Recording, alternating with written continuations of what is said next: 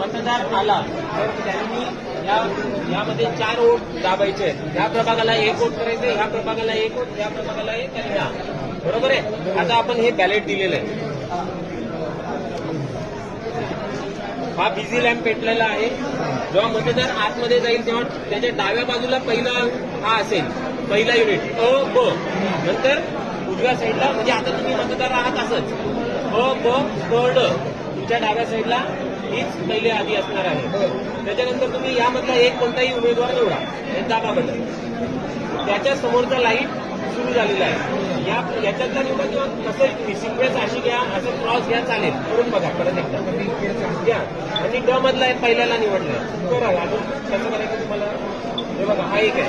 आता जर जेव्हा चौथा हा प्रेस करणार आहे दाबा, त्यावेळेस मशीनमधून आवाज येईल.